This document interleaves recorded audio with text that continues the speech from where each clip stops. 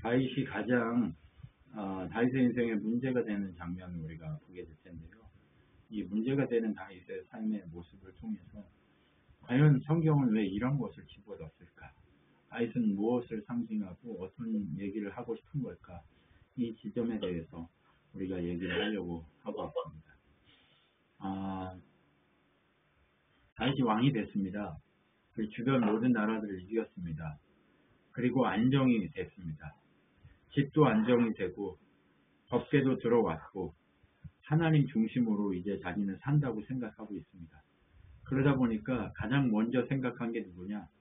자기를 도망자의 신세로 살아가던 자기를 도와줬던 요나단을 생각하는 겁니다. 사울의 아들 요나단을 생각하죠.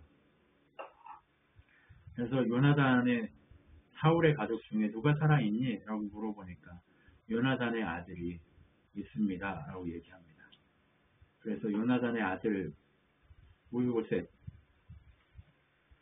요나단의 아들 무비보셋을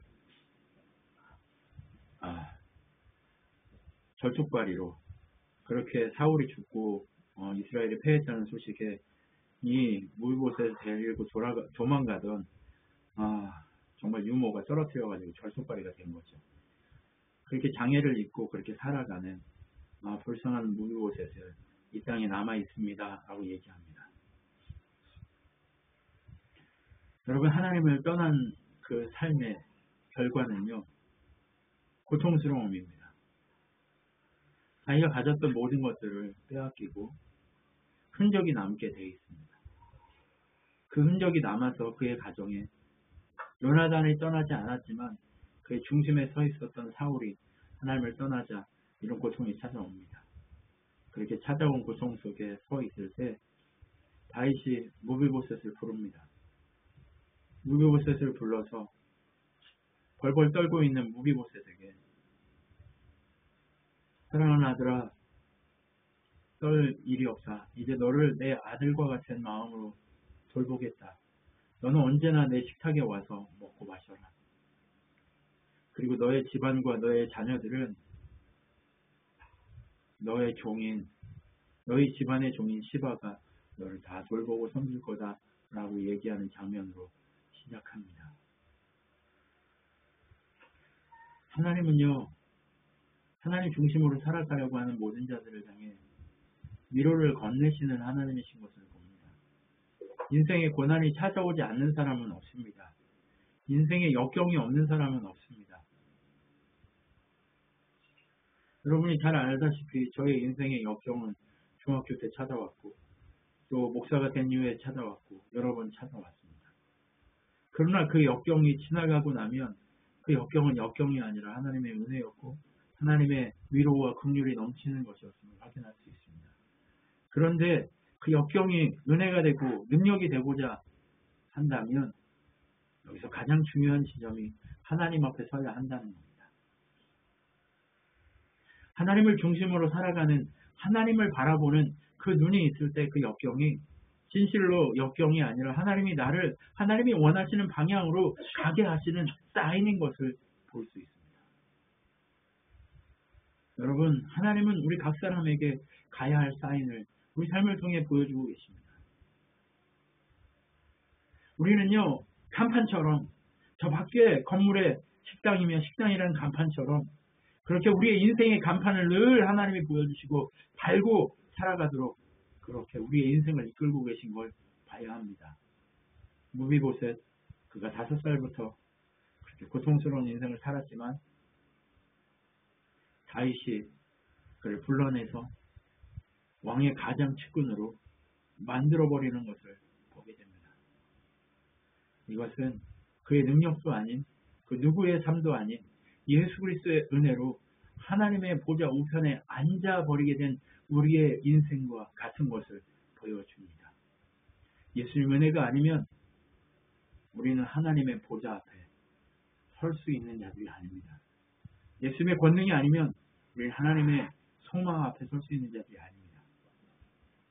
그렇게 나라가 다윗을 통해 하나님의 뜻 가운데 안정이 되고 있고 안정이 되는 상황이 벌어지고 있을 때 옆나라 암몬의 왕이 죽습니다. 여러분, 다윗이 암몬을 귀하게 여깁니다. 이유가 뭐냐? 다윗이 도망자로 다닐 때 부모를 암몬 왕 나하스에게 맡겼기 때문에 그렇습니다. 괜히 암몬을 위로하고 나하스가 나한테 잘했으니까 나도 암몬의 이 나하스의 아들 하몬에게 잘해야 돼, 한운에게 잘해야 되겠다 얘기하는 게 아니라 자기가 도망자로 다닐 때 자기 부모를 책임지고 돌봐줬던 사람이 바로 암몬 왕 나하스였기 때문에 그랬습니다. 그래서 잘 돌봐주고 섬기려고 신하들을 보내고 그 한운의 아버지 그가 죽었을 때 보물들과 많은 것들을 가지고 찾아가서 위로해 줍니다.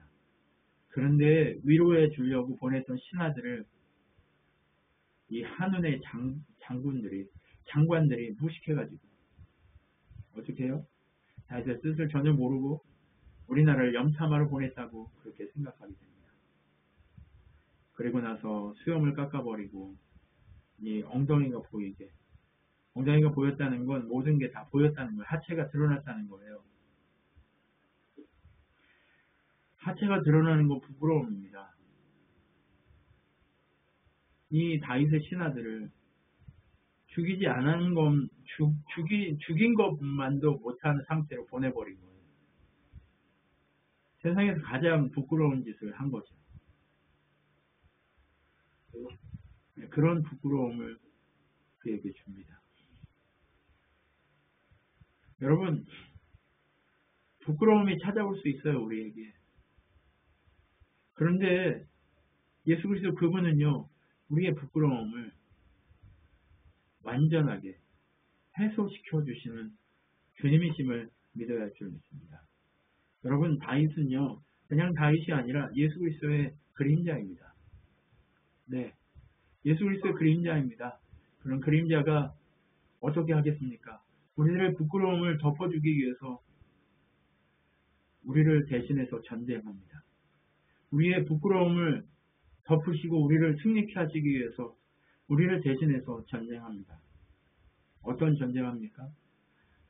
암몬과 전쟁합니다. 두려움 없이 달려나갑니다. 그런데 암몬은 이스라엘이 두려워서 예수 그리스도 그분의 능력이 두려워서 더 큰 사람들을 불러냅니다. 사단은요, 우리가 점점 예수 그리스도를 붙들 때마다 점점 어떤 일을 하는 줄 아십니까? 우리를 두렵게 만들기 위해서, 우리의 눈을 두렵게 만들기 위해서, 세상 가운데 우리를 무너지게 만들기 위해서 우리가 두려워할 만한 그러한 것들을 동원하기 시작합니다. 일할 때 어떻습니까? 우리 반대편에서 우리랑 같이 일하는 사람이 우리보다 더 크고 능력 있는 사람이라고 생각해 보십시오. 정치인하고 연루되어 있고 그 사람은 뭐든 그 정치인 때문에 다 할 수 있다고 생각해 보십시오. 그러면 그 사람과 경쟁해서 일을 딸 수 있고 우리가 이길 수 있다고 생각이 드십니까? 아니요. 전혀 그런 생각이 들지 않습니다. 세상은요, 우리를 그렇게 두렵게 만들려고 합니다. 그러나 하나님은요, 우리를 두렵게 만들려 하지 않습니다. 어떻게 합니까? 네, 예수 그리스도의 이름만 붙들고 나가면 이기게 되게 하십니다. 그런데 세상의 그 큰 것들을 바라보고 예수 그리스도의 능력을 보려고 하는 사람이 적기 때문에 승리하지 못한다는 걸 여러분 기억하셔야 합니다. 여러분, 결과는 하나님의 것입니다. 하나님이 주시고자 하면 그건 우리 것이 되게 돼 있어요. 그런데 어느 때 그것이 우리 것이 되냐? 두려움 없이 나갔을 때, 예수 그리스도의 이름을 붙들고 두려움 없이 나갔을 때 오직 예수 그리스도 그분이 우리를 위해 싸워주십니다. 그런데 두렵다고 안 나가면 어떻게 돼요? 이김을 경험할 수 없어요. 지는 거예요, 그냥. 능력을 경험할 수 없습니다. 지게 됩니다. 네. 그렇게 전쟁에서 승리하고, 그리고 이제 아람이 어디냐? 저기 지금의 이라크, 이란 그쪽 지역을 아람이라고 얘기해요. 그 아람 옆에 뒤에 페르시아, 거기까지 수없이 많은 사람이 몰려온 거예요. 근데 다윗이 예수 그리스도의 이름을 붙들고 넘어가니까 결국 이기게 돼버리는 거죠. 여러분, 우리를 두렵게 만들고 우리를 어렵게 만드는 것, 그것에 대해서 지지 않으셨으면 좋겠습니다. 예수님은요, 우리가 예수의 이름을 어떻게 사용하는가 그것을 지켜보고 계십니다. 올해 우리 교회의 표어는 뭐예요? 예수 그리스도의 이름의 권세로 이기는 교회예요. 네. 그 권세를 사용할 수 있는 교회예요. 여러분에게 주신 권세를 사용하는 거 그거 다른 거 아니에요. 믿음으로 예수 그리스도의 이름으로 선포하고 나아가는 거 그것이 이기는 겁니다. 그것이 하나님의 뜻이라면 그걸 붙들고 나아갈 수 있는 믿음을 달라고 기도할 필요가 있습니다. 여러분 그렇게 다윗이 하나님 은혜 가운데 안정적인 삶을 살아가면서 이제 봄이 되면 전쟁을 합니다. 각 나라들이 나와서 자기들의 군사들을 대결시키고 전쟁을 합니다. 그런데 군사들만 내보내고 다윗은 안 나가고 그냥 집에서 편하게 뒹굴뒹굴합니다. 지금 다윗이 뒹굴뒹굴 할 때입니까? 아니요. 전쟁해야 될 때입니다. 그런데 그가 뒹굴뒹굴 하다가 어떤 여인을 바라보고 그 여인과 동침하게 되고 그 여인의 남편을 죽이게 됩니다. 네. 남의 여자를 빼앗는 것과 그리고 자기의 절친한 우리아를 죽이는 사건이 벌어지게 됩니다.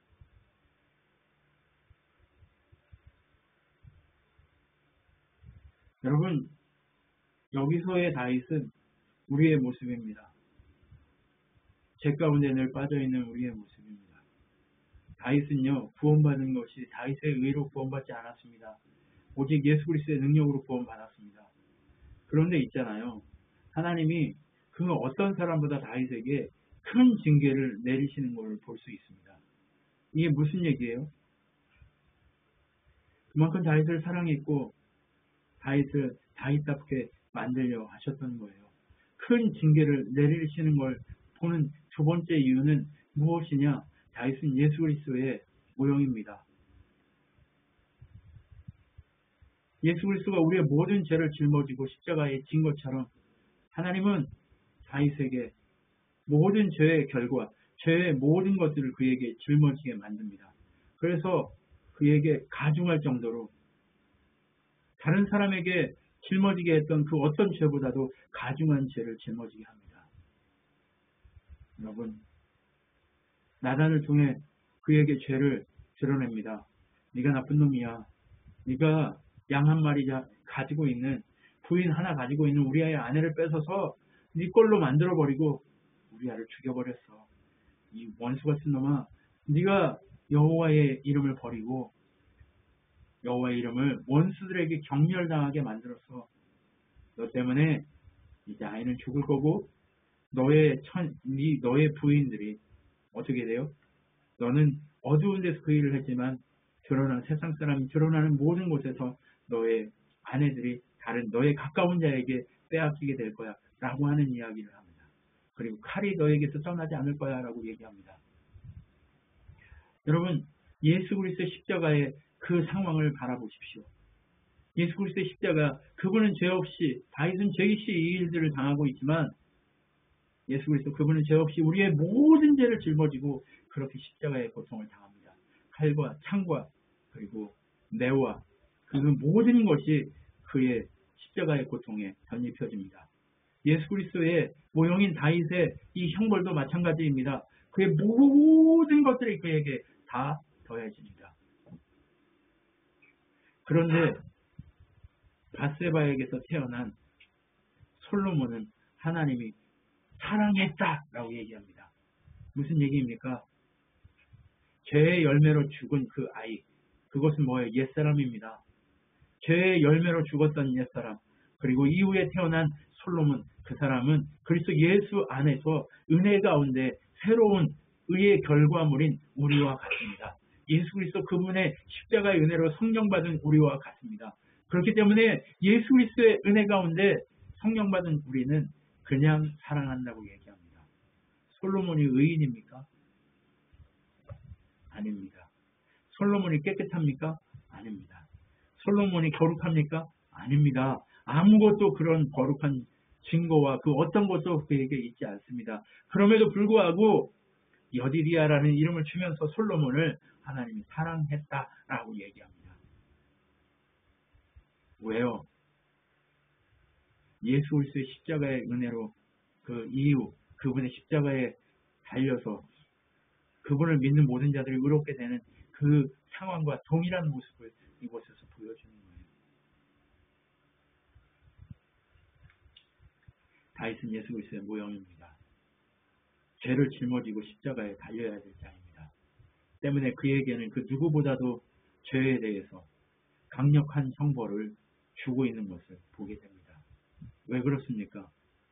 하나님은 죄를 이렇게 미워하고 결국 다윗의 후손이신 예수 그리스도 그분을 통해 우리를 구원하고자 하는 하나님의 메시지를 이곳에 담아놓고 계시는 겁니다. 여러분, 우리 깊이 생각해야 합니다.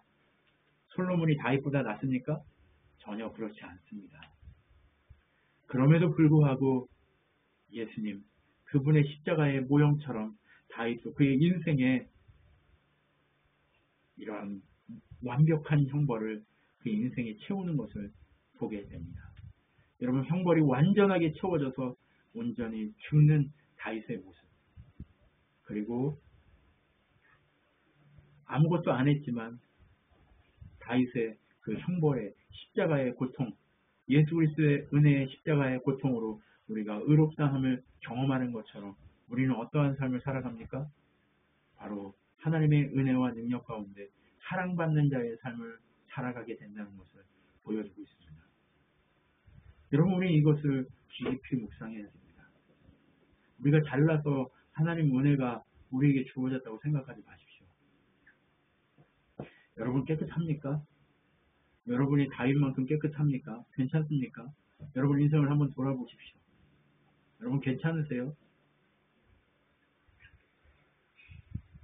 일도 안 괜찮아요.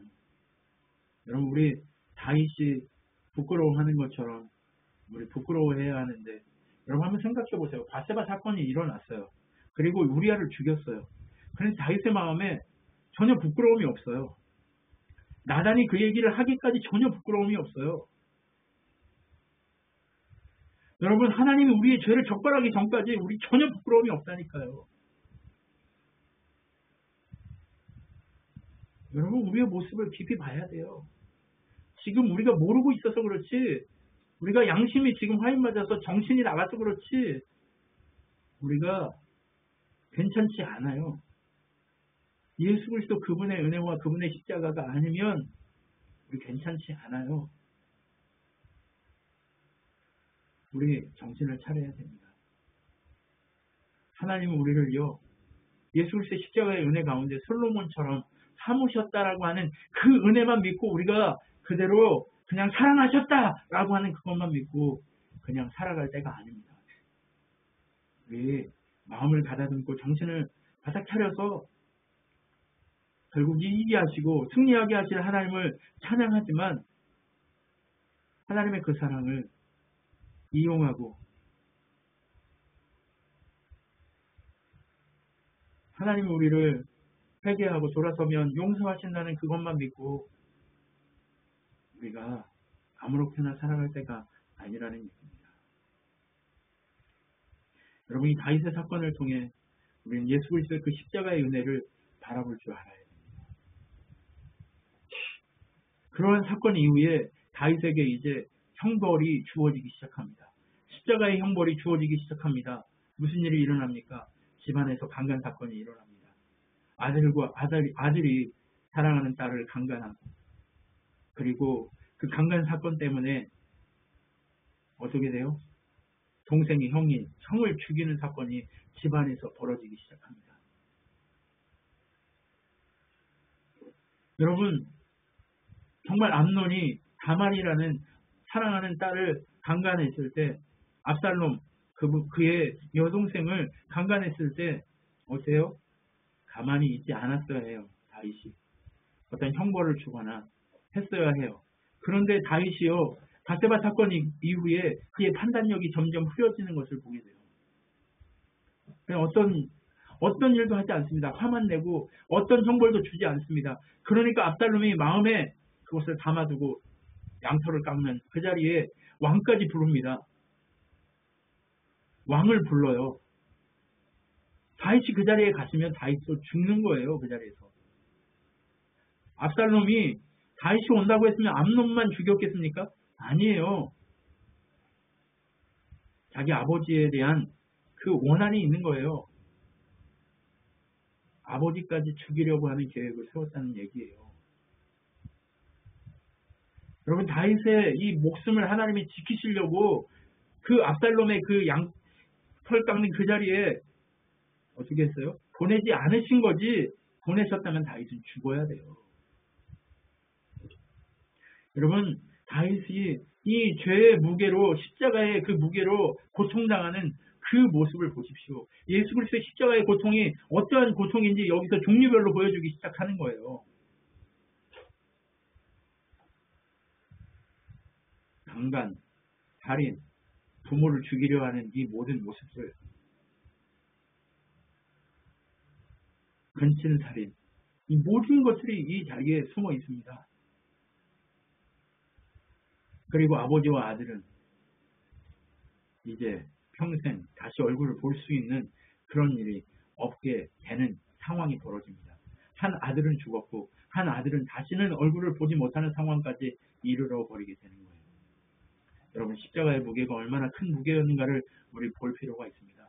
여기서 다윗의 죄가 얼마나 컸는가 이것을 보는 게 아니라 예수 그리스도의 십자가의 은혜가 얼마나 큰가를 우리가 볼 줄 알아야 되는 거예요. 우리 다윗하고 뭐 다른 게 있습니까?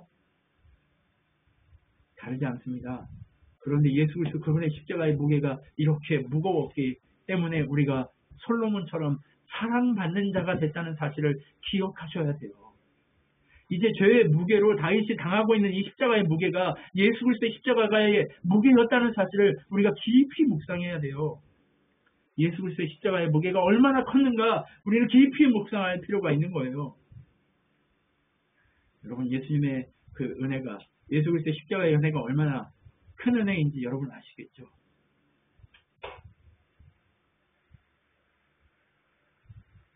여러분 생각해 보세요. 여러분의 자녀들이 서로 싸워서 서로 죽이려고 하고 서로 죽었다고 생각해 보세요. 그 고통이 얼마나 크겠습니까? 그리고 그 죽음의 현장에 모든 가족들이 있었다고 생각해 보십시오. 그 트라우마 얼마나 무섭습니까? 그게 바로 죄의 무게입니다. 바로 십자가의 무게입니다. 예수 그리스도 그분의 십자가의 무게가 얼마나 고통스러웠는가 여러분 보라고 지금 성경은 얘기하고 있는 겁니다. 여러분, 그리고 나서 어떤 일이 일어납니까? 압살롬을 돌아옵니다. 3년 후에 이제 다윗이 압살롬을 기대하고 사랑하고 싶어서 보고 싶어서 그렇게 압살롬을 불러드립니다. 그런데 압살롬을 불러드렸지만 다윗이 압살롬을 어떻게 해요? 보지 않습니다. 2년 동안이나 보지 않습니다. 얼마나 보고 싶겠어요. 그런데도 보지 않습니다.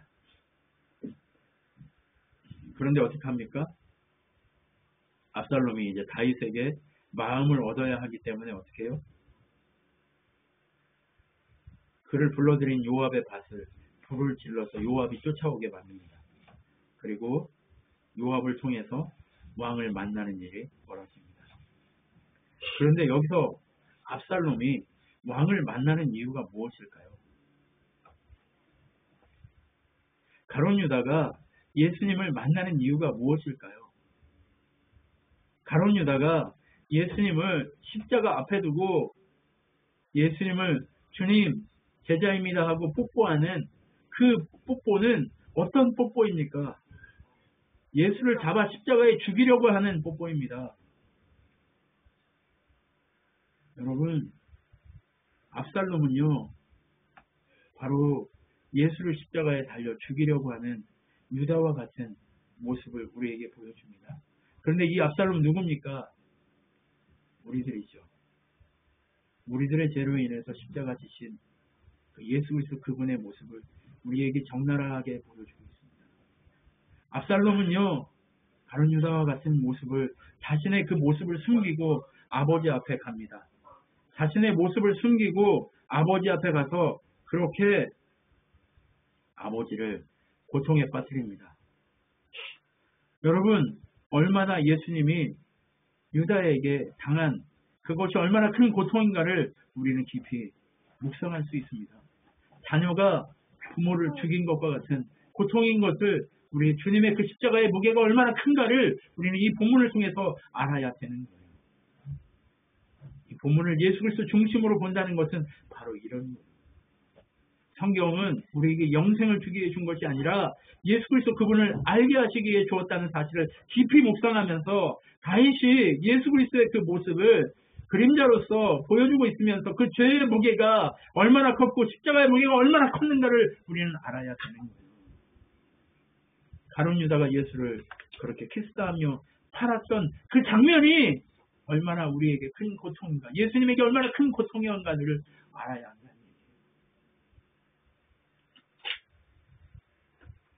압살롬을 그렇게 다윗을 팔아 넘기려고 합니다.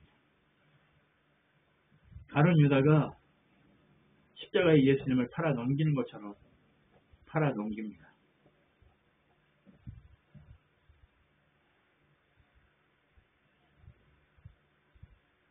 그리고 나서 어떤 일이 일어납니까? 시간이 지나면서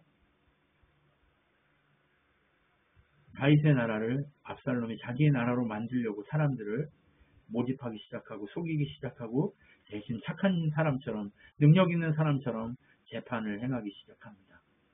여러분, 이 모습은 무엇입니까? 예수님이 우리의 유일한 구원자이신데 어때요? 사단이 우리의 구원자인 것처럼 우리를 속이고 사단이 우리를 이기게 할 것처럼 우리를 속이는 모습과 별반 다르지 않습니다. 예수 그리스도 그분만이 우리의 구원자이신데 우리의 통치자이시고 우리의 왕이신데 사단이 와서 어때요? 내가 왕이다라고 속이는 것과 동일한 모습입니다. 여러분, 우리가 이 지점에서 어떻게 봐야 할까요? 속아야 될까요? 그런데 거의 대부분 속습니다. 나라의 80% 이상이 다윗을 버렸습니다. 얼마나 다급했든지 다윗이 신발도 못 신고 도망갑니다. 다윗이요, 신발도 못 신고 도망가요. 허겁지겁 도망갑니다. 다윗의 주변에 있는 사독과 모든 사람들이 다 허겁지겁 도망가려고 다 도망을 나가기 시작합니다. 그런데 중요한 일을 할 사람들 몇몇을 그 자리에 내려놓고 다윗이 그렇게 도망갑니다. 여러분, 허겁지겁 도망가는 거예요. 여러분, 마가복음에 보면요, 어떤 일이 일어나요? 예수님을 붙잡으러 적들이 쳐들어왔을 때 어떤 청년 하나가 옷도 못 입고 벌거벗은 채 도망갔다라고 하는 장면이 나옵니다. 그게 누군지 아세요? 그게 마가예요, 마가. 예수님의 십자가가 다가올 때 대부분의 사람들은 어떻게 도망갑니까? 허겁지겁 도망갑니다. 예수를 버리고 도망가 버립니다. 여러분, 그런데 다윗과 그 모든 자들이 다 예수 그리스도의 은혜와 능력의 십자가를 버리고 허겁지겁 도망가 버립니다.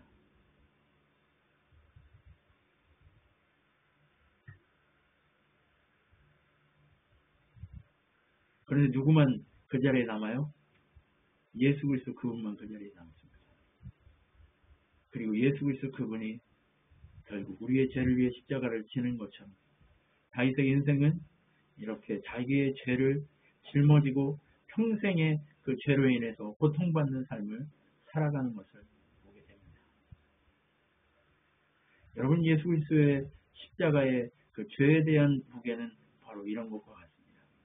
이제 계속해서 다윗이 이 전쟁에서 얼마나 고통스럽고 얼마나 아픔이 있고 얼마나 죄의 무게가 무겁고 십자가의 무게가 얼마나 고통스러웠는가를 우리에게 보여주기 시작할 겁니다. 여러분, 그럼에도 불구하고 하나님은 예수 그리스도의 십자가의 보혈로 우리를 누구로 보게 하신다고 얘기하고 계세요? 여디디야, 하나님이 사랑하는 자로 보시겠다고 얘기하고 있는 거예요. 하나님이 우리를 사랑한다라고 하시는 그 모습으로 보겠다고 얘기하는 거예요. 여러분, 되게 대비되죠? 다윗은 죄 한 번 졌는데 그 한 번의 죄로 인해서 어떻게 돼요? 물론 한 번 진 거 아니고 뒤에도 많이 졌어요. 앞에도 많이 졌고 뒤에도 많이 지지만 결정적으로 이 죄에 졌다고 해서 어떻게 돼요? 평생을 그것 때문에 고통받아요. 죄의 무게가 얼마나 큰가를 보여주기 위해서 그런 거예요. 근데 솔로몬은 어때요? 평생을 하나님 중심으로 살았습니까? 아니요. 그렇지도 않았는데 하나님은 뭐라고 그래요? 여비야 하면서 하나님 사랑받는 자라고 얘기하시는 거예요. 여러분 그게 바로 예수 그리스도의 은혜로 우리가 하나님 사랑받는 자가 됐기 때문에 지금 이렇게 살고 있지, 그렇지 않다면 지나가는 개미로 꾹 눌러 죽여버리듯이 우리를 그렇게 눌러 죽이시고도 남음이 있다라는 얘기예요. 우리가 얼마나 은혜의 사람들인지 깊이 알아야 된다는 얘기입니다. 우리가 얼마나 하나님 은혜 가운데 서 있는 사람들인가를 알아야 된다고 말씀드리는 거예요. 여러분 우리 예수 그리스도의 십자가의 그 죄의 무게가 얼마나 크고 무거웠는가를 좀 우리가 상상해 봤으면 좋겠습니다. 우리가 좀 깊이 생각해 볼 필요가 있다는 얘기입니다. 그래야 우리가 변질되지 않고 하나님 은혜 가운데 살아갈 수 있을 겁니다. 여러분 제 삶을 돌아보면 늘상 숨 쉴 때마다 죄 짓는 모습을 보면 내가 내 안에 아직 십자가의 이 죄의 무게가 얼마나 컸는가를 제대로 인식하지 못하고 있구나라는 생각을 할 때가 많습니다. 여러분 우리 모두 다 그렇게 그것을 인식하려고 애쓰는 자들이 되었으면 좋겠습니다. 예수 그리스도의 이름을 붙들고 승리한다는 것, 그것이 무엇이냐? 바로 이 십자가의 죄의 무게를 알아서 주님 앞에 엎드리고 감사하고 감격할 수 있는 그 자리에 나가는 것입니다. 여러분 이 십자가의 죄의 무게를 깊이 묵상하고 알고 깨닫고 그 은혜 가운데 서서 하나님을 찬양하고 하나님만 높일 수 있는 은혜의 사람들이 우리이기를 소망합니다. 기도하겠습니다. 하나님 감사합니다.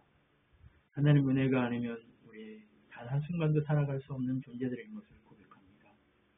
하나님 우리가 어느 때를 보고 어느 때는 잘하고 어느 때는 못하는 인생들이 아니라 늘상 주님의 십자가에 그 죄의 무게가 얼마나 컸는가를 기억하고 내가 얼마나 큰 죄인인가를 생각하며 주님 앞에 엎드릴 수 있는 믿음의 사람들이 되도록 주여 함께하여 주시옵소서. 주님 우리를 위로하여 주시고 주님 늘 우리를 주님의 품 안에 서도록 역사하여 주시옵소서. 죄의 무게로 인해 고통당할 수밖에 없는 우리들의 인생을 예수 그리스도 그분의 십자가로 인해 승리케 하시고 무조건 사랑받는 자로 세우신 하나님을 찬양하오니 주여 우리를 불쌍히 여기시고 받으셔서 사랑받기만 한다고 생각하지 않고 죄의 무게까지도 헤아려서 주님의 마음을 이해하는 능력의 사람들로 우리가 만들어질 수 있도록 은혜를 더하여 주시옵소서. 지금은 우리 주 예수 그리스도의 은혜와 하나님의 사랑과 성령 하나님의 위로 교통 충만케 하신 가운데 날마다 주만 바라보기로 결정하고 주의 십자가의 무게가 얼마나 크고 아팠는가를 생각할 줄 아는 자 되기로 결정한 우리 친한교회 성